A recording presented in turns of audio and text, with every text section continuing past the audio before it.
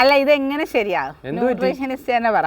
Thyroid ഉള്ള ഒരാൾക്ക് ഇത് നിങ്ങൾ തന്നെ പറ, ഒരു 3 മാസവും 22 ദിവസവും കൊണ്ട് 20 കിലോ കുറഞ്ഞിട്ടുണ്ട്. തൈറോയിഡ് പേഷ്യന്റ് ആയിരുന്നു, ട്രൈഗ്ലിസറൈഡ് കുറഞ്ഞു. നട്ട്സ് കഴിച്ചാൽ എങ്ങനെയാ ഈ കൊളസ്ട്രോൾ ഒക്കെ കുറയുന്നത്? അതറിയത്തില്ലേ?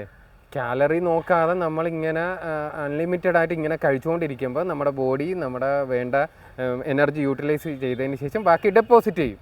ഇങ്ങനെ ഇത് കണ്ടിന്യൂസ് ആയിട്ട് ഡെപ്പോസിറ്റ് ചെയ്ത് കിടന്ന് ഇത് ട്രൈഗ്ലിസറൈഡ് പോലുള്ള ലിപ്പിഡുകളായിട്ട് ഫോം ചെയ്യും.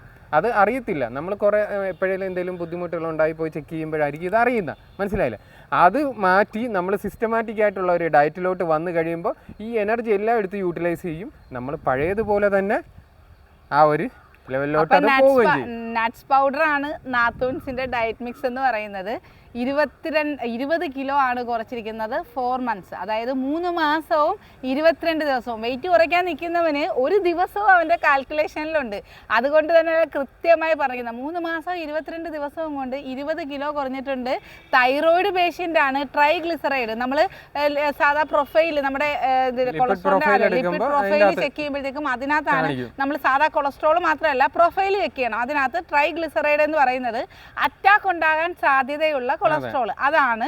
അപ്പൊ അതിനെ വരെ ഇതിനകത്ത് നമ്മുടെ ഡയറ്റിൽ ചേർന്നിട്ട് കുറഞ്ഞിരിക്കുന്നു. അത് തൈറോയിഡ് പേഷ്യന്റിന്. അതാണ് എടുത്തു പറയേണ്ടത്. 20 കിലോ 4 മാസം കൊണ്ട്. കഴിഞ്ഞ ദിവസം വന്നിട്ടുണ്ടായിരുന്നു ഈ ഒരു റിസൾട്ട്, മാഷാഅല്ലാ. അപ്പൊ നട്ട്സ് പൗഡർ കഴിച്ച് തന്നെയാണ്, നമ്മുടെ ഡയറ്റ് ചെയ്ത് തന്നെയാണ് ഈ ഒരു വെയിറ്റ് ലോസ് ഉണ്ടായിരിക്കുന്നത്.